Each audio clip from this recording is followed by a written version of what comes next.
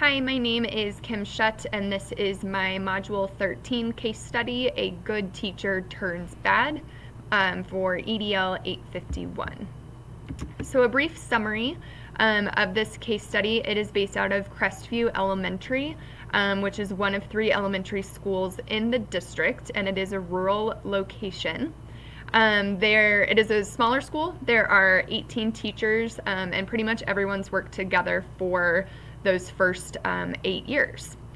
The principal, Jean Wilson, she has 13 years of previous teaching experience, which in my opinion for a building leader is really important to have that previous teaching experience, so I was happy to see that. Test scores and attendance are all great, which means that parents in the community have a good perception of Crestview Elementary. The case study focuses around a teacher, Mrs. Horton, who is in her 3rd year teaching under the current principal, Mrs. Wilson. She was formerly up for Teacher of the Year, but in this case study, it seems like Ms. Horton has had a drastic change in her behavior. Other teachers and staff members have mentioned that she seems very stressed and less friendly than she has in the past, and would argue with a lot of colleagues if she disagreed with certain suggestions. So some staff members had heard that Ms. Horton's going through a lot of personal problems. Her husband and her have separated, and she is now a single parent to 2 teenage boys. So obviously Ms. Horton has a lot of personal problems going on that Mrs. Wilson, the principal, had learned from colleagues, but not personally from herself. A couple other quick things on the summary. Mrs. Wilson kind of took the first 6 weeks to kind of see how Mrs. Horton would be with the new school year, but it seems like the first 6 weeks posed a lot of new problems. There were parent complaints. The superintendent even reached out to Mrs. Wilson about certain complaints of how Ms. Horton was treating kids in her classroom. So she was being pretty aggressive. She was kind of verbally accusational against several students, and then eventually Mr. Stafford, which I'll talk about later, had a parent complaint and wanted to meet with Ms. Horton and Mrs. Wilson to solve the issue. So the case study ended that there was a parent meeting that was arranged with Ms. Horton. That meeting was not successful. People left with several issues not addressed, and then Mrs. Wilson basically left it as they needed to reconvene and meet at a later time, and she wanted to address the issues personally with Ms. Horton first before continuing that conversation with a parent. So category 1, when we're talking about problem identification, so as far as the information we know, so a lot of it I already discussed, but some following or additional information. Ms. Horton, again, has 13 years teaching experience. It seems that in this case study, she is reluctant to change. So at Crestview Elementary, Ms. Wilson had rolled out a new reading program that other colleagues and staff members were on board for, and Ms. Horton kind of had some pushback and wasn't willing to kind of change her ways and adapt to that new program. So this caused her to be pretty short with other staff members, which made them kind of question her intentions and increased staff hostility. Mrs. Wilson herself has not had any negative observations when she's been in the classroom, so she has not seen firsthand Mrs. Horton being inappropriate or kind of accusational towards students or verbally abusive. It even stated that she screamed at children who made mistakes. She was late to school multiple days a week, so her just whole professional demeanor had changed a lot over the year. So again, there's been several parent and staff complaints, whether it's via phone calls, emails, and again, the superintendent contacted the principal, which again, in my opinion, I feel like that is a huge red flag as a building leader if you're hearing several of similar complaints and that the superintendent is involved. And again, that meeting between Mrs. Wilson and the parent, Mr. Stafford, nothing was resolved and it was very hostile. So then that left Mrs. Wilson trying to figure out what her next steps should be. As far as more information that we need to know, I feel like Mrs. Wilson needs to schedule a follow-up meeting. So 1, how did that meeting go, if they did meet eventually, and kind of how did that look, or how did she approach the issue since the last meeting ended in such a hostile way. Ms. Horton needs to communicate with parents. So this was something in the know. Mr. Stafford said that he had tried to contact Mrs. Horton previously, and she was not getting back to them. So as a teacher, they need to be in constant communication with parents and can't just be ignoring issues that are on the table. I feel like Mrs. Wilson, as the building principal, should conduct more informal walkthroughs. So she's done a couple formal observations, and herself did not find anything wrong with those observations. But if she's doing more informal walkthroughs, they're maybe not announced ahead of time, so she might get more to the root of the problem. Another thing, too, that kind of stuck out to me is since it is a smaller kind of rural school, it's a small town and a lot of people know each other. So do Mrs. Horton and Mr. Stafford, the parent who is complaining, have any personal history? Not trying to accuse Mr. Stafford of blaming Miss Horton for something that she did not do, but there might be some ill intentions if maybe Mr. Stafford and her had some kind of personal past or personal history. Who has Miss Horton talked to about personal problems? So again, Miss Wilson had said that she had just heard that she was going through some personal issues from colleagues, but Miss Horton hasn't addressed that issue head on with Mrs. Wilson, or Mrs. Wilson hasn't asked Miss Horton about any issues that she had been going through personally. And then again, with rescheduling the parent meeting, does it come down to that we actually need to change the student's schedule? Is this an environment that is not conducive to learning for that student? And if that's the case, and it's not, if we're not able to rebuild it, we need to do what's best for students and potentially change that student's schedule. For problem identification, I would think first and foremost, the biggest problem is that some students no longer want to be in Miss Horton's class, which again, in order for active learning to occur, they need to feel safe. They need to feel welcomed in her classroom. So therefore, if the classroom environment's not safe, no learning is taking place. So therefore, student achievement will start to decline, which again, goes back to potential parent frustration, community frustration, and just kind of the overall reputation of the school can go downhill really quickly since it is such a small rural location. It seems to me, too, that staff morale is just lowered, or there's higher tension between everybody. I think a big piece of this is maybe just lack of communication. There needs to be more open communication between everybody.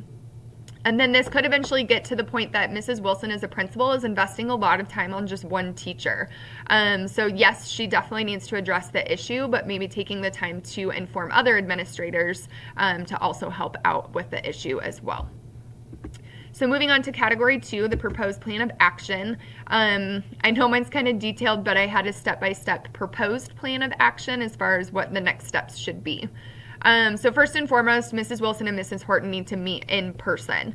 Since their last meeting did not go well, they need to sit down, address the issue at hand, and kind of make a step-by-step plan from there. So Mrs. Wilson as the principal needs to create a safe environment for open discussion, and this kind of goes along with number 3 in creating meeting norms.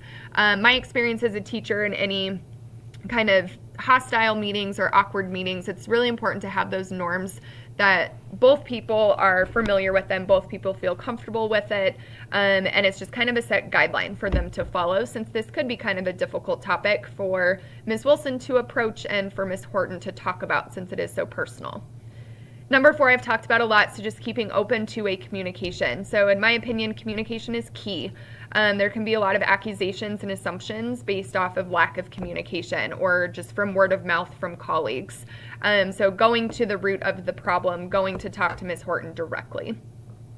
5 and 6, so discussing classroom observation possibilities and involving other administrators in observations. So as a principal, I think it's crucial that they are in the classroom as frequently as possible. I know that they have a lot of other duties and responsibilities, but especially if you have an issue at hand, it's best to kind of be in the classroom, be available as much as possible. The principal should not be the only person having to take this on, so I think going to other assistant principals or administrators would be helpful as well. And then that way too, if there's any tension between Mrs. Wilson as the principal and Ms. Horton, there's another perspective, which is important. Number 7, discussing professional development opportunities. I think this is important for anybody, but especially teachers like Ms. Horton that maybe need some type of improvement plan. So keeping those opportunities available, encouraging staff to follow through with those and to seek opportunities that are relevant to them. Meeting with concerned parents. So this is both for the principal and for the parent. So again, keeping an open line of communication both with staff members, students, and parents is very important. And then ultimately, I mean, we're in this profession for what's best for students and what's best for the school. So following up with any concerns, putting students' best interests at heart, and making sure that we follow up with any of those concerns. So I created another 10-step as far as strategies for implementation, kind of going off of the last 10. So before Mrs. Wilson and Mrs. Horton sit down to meet, they should write down concerns or frustrations, kind of set a common goal for the meeting. What do they ultimately want to get out of it? So following those school norms that were established, and then giving Ms. Horton the chance to openly discuss her personal issues. So again, instead of just hearing it from colleagues, giving her the opportunity to really kind of talk out her frustrations. Keeping open two-way communication again, and then when observations are conducted, whether it's by the principal or assistant principals, providing timely feedback, and again, just having a variety of administrators to provide that feedback would be helpful. Giving staff the time for professional development, organize a structured and productive parent meeting, and then creating a clear mission and vision for the school. This is something that I feel like Mrs. Wilson's struggling with. She mentioned that she didn't want to rock the boat in her first couple of years as the administrator, but sometimes you need to do that. You need to step up and be the leader of the school and really create that mission or vision statement for staff and students. And then lastly, creating an improvement plan for teachers who are struggling. So knowing that it is definitely a profession that we're constantly learning and constantly growing, and helping those teachers reach those improvement plans. So category 3, as far as what is best for all students, again, students need to feel safe and supported. If they don't feel safe and supported in the classroom, they're not going to learn. They're not going to get the most out of their learning. Mrs. Wilson needs to continue observations, again, both formal and informal. Since she hasn't previously noticed anything, she needs to address the issue and be in the classroom as much as possible. Parent feedback is super important, but again, it shouldn't be the only aspect that's taken into consideration. So yes, Mrs. Wilson has received these complaints from parents, but she also needs to take the time to follow up and make sure that she's getting the accurate information. And then Mrs. Wilson, in my opinion, needs to establish more leadership. So like I said, she's currently afraid to rock the boat, but it's okay to do that, especially if she sees that there's change that needs to be made. Again, going back to professional development, establishing a clear mission and vision for the school, which again will ultimately help students, and maintaining that clear communication for everyone involved. Category 4, so my personal thoughts and feelings while reading through the case study. I think first and foremost, whether you are a building administrator, a teacher, a student, relationships come first. And this is something that, in my experience in my 8 years of teaching, I've been so fortunate to work in a school that we really prioritize relationships with students and with staff and parents and the community. And I think if you have that foundation of healthy relationships and having a welcoming, safe environment, then everything else kind of follows after that. With that, again, comes with communication. So Ms. Wilson needs to work on her communication skills and being that leader and feeling comfortable having those tough conversations. I think documenting everything. I know this can come across as like tattling or in a way of kind of going behind someone's back, but I think for your sake, and especially as a building leader, just having that documentation. You have so much on your plate that it's hard to keep everything in track and in place. So just having a place that you can document is important. Going to the root of the problem. So in this case, just Mrs. Wilson needs to go directly to Ms. Horton and ask her what is going on. Why is there this drastic change? And not letting staff members or other people start gossip. So Mrs. Wilson, again, just overall, I feel like needs to improve her leadership. Knowing that change is okay, being able to create that change, but also helping staff and students transition to change. People don't like change. It's not comfortable. They're not used to it, but it's okay. And making, again, those relationships important and establishing those relationships from the beginning will help that. And again, as a principal, having empathy for Mrs. Horton. She has a lot of personal things going on in her life, so it's important, again, that she feels supported and that she's concerned, as a principal, you're concerned for students' learning and parent perceptions. So unresolved issues, I feel like Mrs. Wilson and Mrs. Horton's follow-up meeting. We're not sure what happened with that meeting. Mr. Stafford's decision to either keep his child in her classroom or to remove the child from the classroom was not resolved. How did maybe post observations go? There was no formal documentation of Mrs. Horton and student interaction. Has Mrs. Wilson rocked the boat? In my opinion, I feel like she hasn't. And then just what are the goals moving forward as a school and as a leader?